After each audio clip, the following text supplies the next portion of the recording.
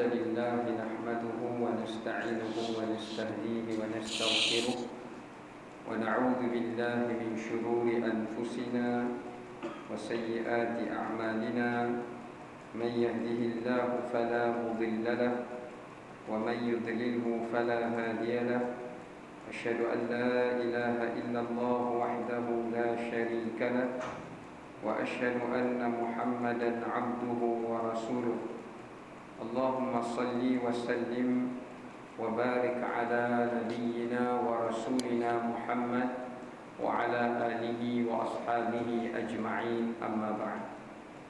Masih kepada Tuan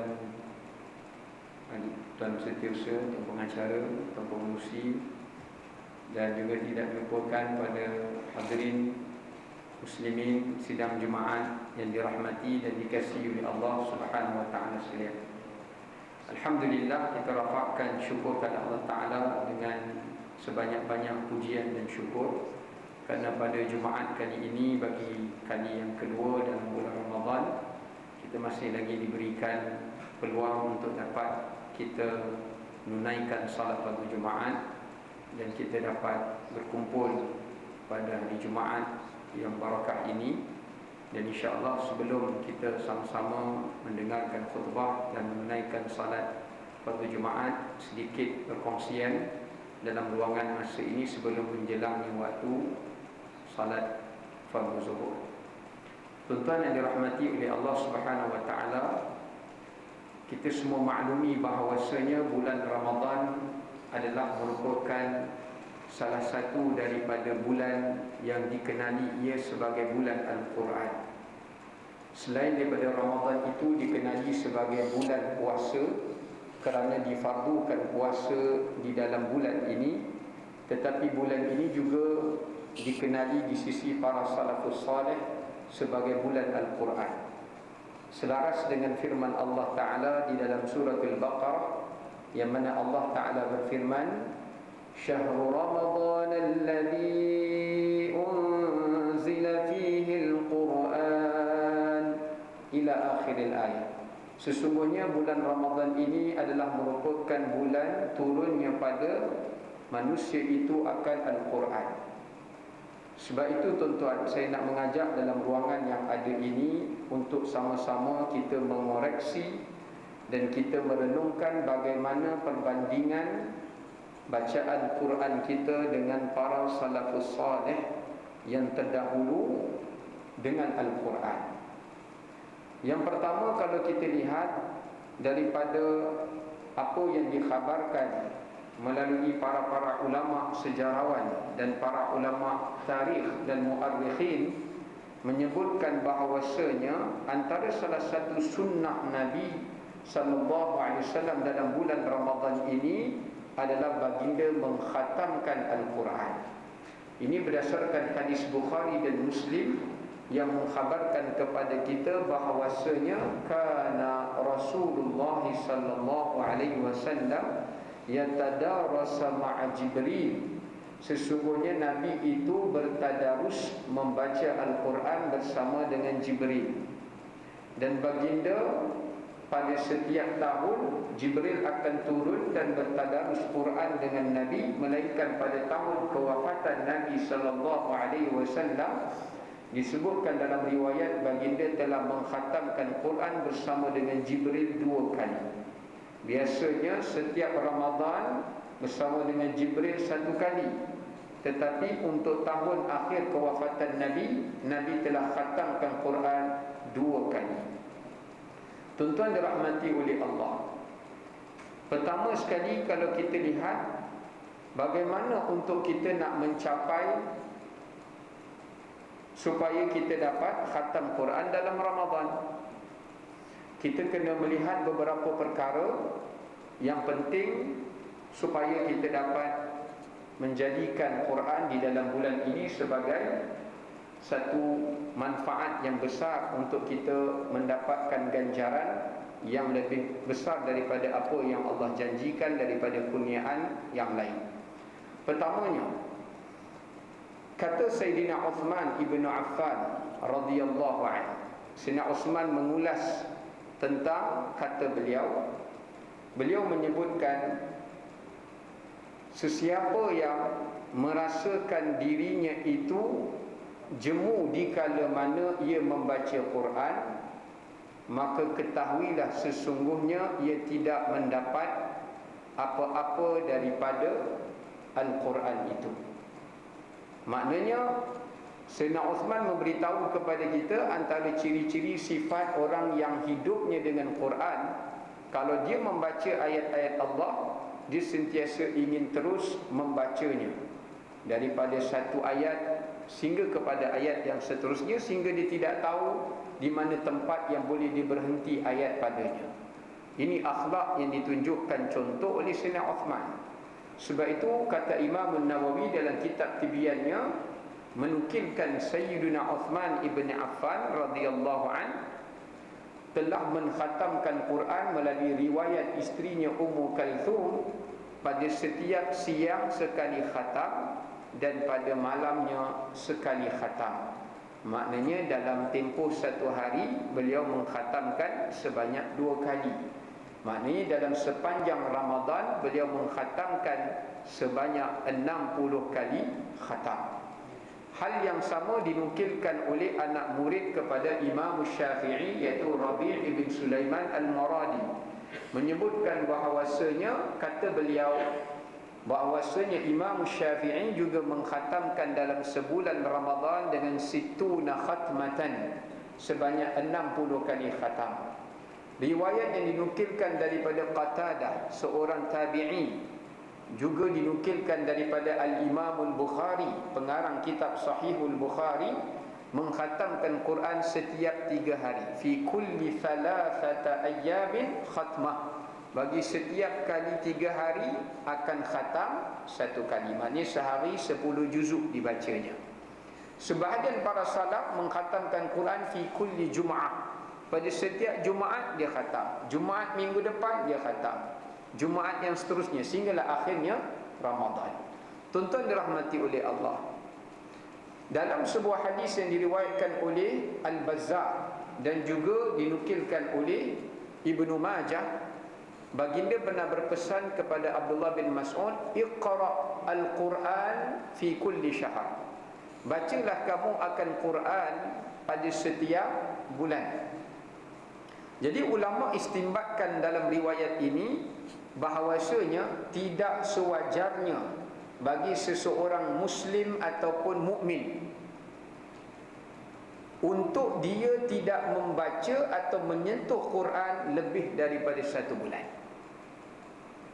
Agak-agak tuan-tuan, kalau bukan Ramadan, pernah tak dalam sepanjang umur, usia, waktu yang kita lalui, sebulan yang Allah berikan masa kepada kita, kita tak berkesempatan untuk membaca Quran?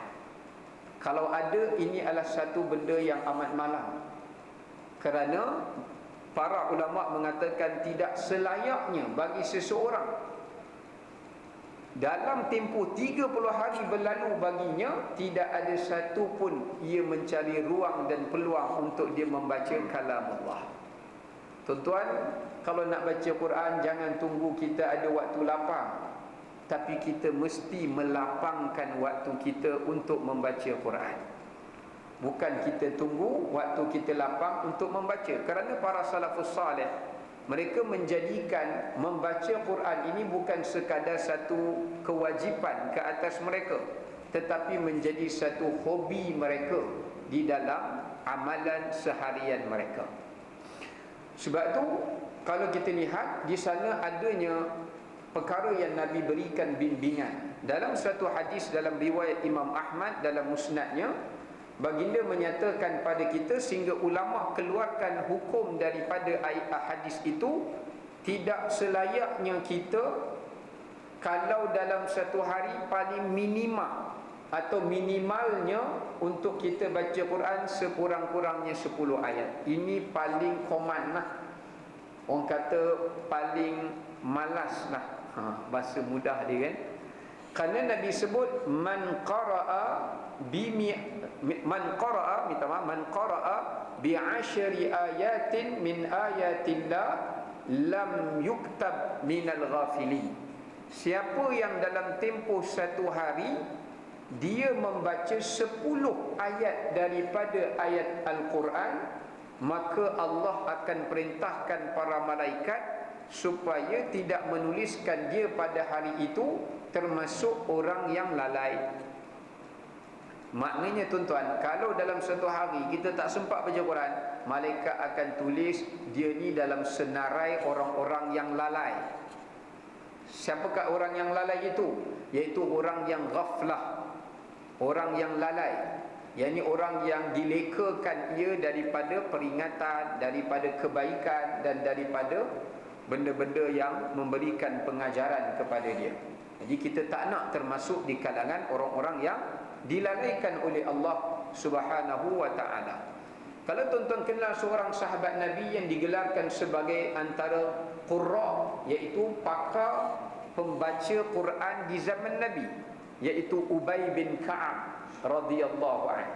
Sehingga kalau kita menyelusuri kisah Ubay bin Ka'ab, Nabi, antara sahabat Nabi yang Nabi suka dia baca Quran, antaranya Abu Musa al-Ash'ari, antaranya Abdullah ibn Mas'ud, antaranya Ubay ibn Ka'ab. Sehingga kan Nabi pernah jumpa Ubay, Nabi kata, wahai Ubay, bacalah ayat lam yakunil ladzina kafaru min ahlil kitabi wal musyrikina munfakkina hatta ta'tiyaumul bayyinah. Wahai Ubay, bacalah ayat ini kepada aku kerana Allah mengirim salam kepada kamu. Kerana apa Ubay dapat kelayakan seperti itu? Kerana Ubay tidak pernah melekangkan kehidupannya dengan Al-Quran. Sehingga Ubay menangis. Disebutkan dalam riwayat, Ubay menangis. Ubay kata, wahai Rasulullah, apakah Allah memerintahkan kamu supaya ayat ini aku baca kepada kamu, bukan kamu baca kepada aku? Ya, kata Nabi, bahkan Allah sebut namamu di sisi para malaikatnya. Maka menangis Sayyidina Ubay ibn Ka'ab radhiyallahu anhu. Kerana sahabat yang lain menceritakan Sayyidina Ubay, di antara amalan yang dia rutinkan, dia tidak pernah meninggalkan membaca Quran pada 3 waktu. Pada 3 waktu. Jadi kalau tuan-tuan tak nak buat 3-3 pun tak apa, nak buat lebih pun tak ada masalah. Tapi sahabat dia buat yang moderate lah, ya. Yang pertama, Ubay tidak pernah meninggalkan membaca Quran, iaitu sesudah fajar. Ini masa waktu fajar, di kala waktu subuh, ya, di kala waktu subuh sehingga terbitnya matahari. Ini antara amalan yang tidak ditinggalkan oleh para salaf. Ini berdasarkan kepada ayat Al-Quran dalam surah Al-Isra. Kalau tuan-tuan baca Quran dalam surah Al-Isra, kenapa para salafus salih suka baca Quran lepas subuh sampai terbit matahari? Tapi yang bestnya lepas subuh ni bukan baca Quran tuan-tuan, tidur lepas subuh sampai terbit matahari. Yang tu yang best, bukan baca Quran. Sebab dalam ayat Quran Allah sebut, Allah menyatakan, wa Qur'anal fajr inna Qur'anal fajri kana mashhuda. Allah bersumpah, wa Qur'anal fajr, demi Quran yang dibaca di waktu subuh, waktu fajar. Kerana bacaan Quran di waktu fajar itu dipersaksikan oleh sekeluruh dan sekalian para malaikat. Tuan-tuan, kalau kita baca Quran, kita bukan dapat pahala baca semata-mata. Kalau tuan-tuan baca, orang lain dengar, pahala orang dengar pun tuan-tuan dapat, sebab tuan-tuan baca. Tapi kalau tuan-tuan baca, seluruh malaikat dengar, siapa yang boleh beritahu kepada saya jumlah keseluruhan para malaikat? Tak terhitung. Nabi pun tak pernah cerita, sebab nak bagi tahu jumlahnya banyak. Maka oleh kerana itu, para malaikat Allah, mereka berhimpun dan berkumpul pada waktu fajar. Malaikat yang bertugas di waktu malam untuk naik di waktu siang, dan yang tak bertugas di waktu siang turun di waktu awal pagi. Dan mereka berhimpun di kala itu, dan mereka memberikan persaksian di atas bacaan-bacaan ayat Al-Quran yang dibacakan. Itu yang pertama tuan-tuan. Yang kedua, Sayyidina Ubay radhiyallahu an juga tidak meninggalkan bacaan Al-Qurannya, iaitu di waktu sepertiga malam atau 1/2 malam. Terpulang 1/2 malam pun boleh, 1/3 malam pun boleh. Selain daripada buat qiyamul lail, selain daripada buat amalan-amalan yang lain, antaranya juga kita dituntut untuk membaca Al-Quran. Sebab tu kalau kita lihat dalam surah Al-Muzammil, Allah Ta'ala juga ada menyebutkan kepada kita tentang keutamaan membaca Quran di waktu lewat malam. Allah menyatakan, inna nashi'atal laili hiya ashaddu wata'an wa aqwamu qila. Sesungguhnya orang-orang yang membacakan Al-Quran di waktu sepertiga malam itu, apa kesan dia tuan-tuan? Asyaddu wata'an, lagi sangat memberi kesan kepada hati dan jiwa manusia.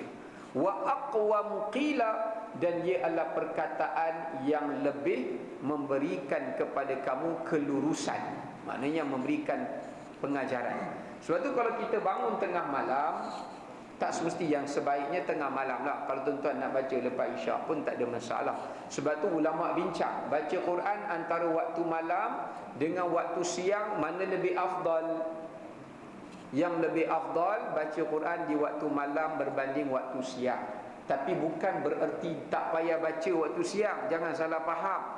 Kita cerita dua-dua dituntut, cuma mana lebih afdal? Maka lebih afdalnya malam. Sebab apa ulama' kata malam? Pertama, ada beberapa dalil yang menunjukkan malam itu lebih baik. Ya, ada beberapa dalil yang menunjukkan pada waktu malam itu adalah lebih baik. Ya, seperti mana ayat yang dibacakan tadi. Demikian juga Nabi membacakan dalam qiyamul lail. Yang paling baik tuan-tuan baca Quran di dalam solat malam.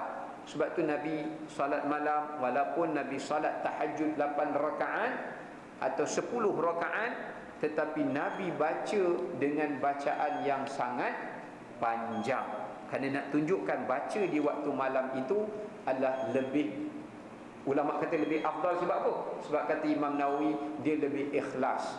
Sebab apa? Tuan-tuan baca, orang lain tak nampak, tuan-tuan baca. Jadi dia lebih ikhlas dan lebih dihadiri oleh para malaikat, dan juga waktu yang berkat. Baik, wallahu taala alam bisawab. Sekadar itu, semoga ia memberikan manfaat kepada kita. Wassalamualaikum warahmatullahi wabarakatuh.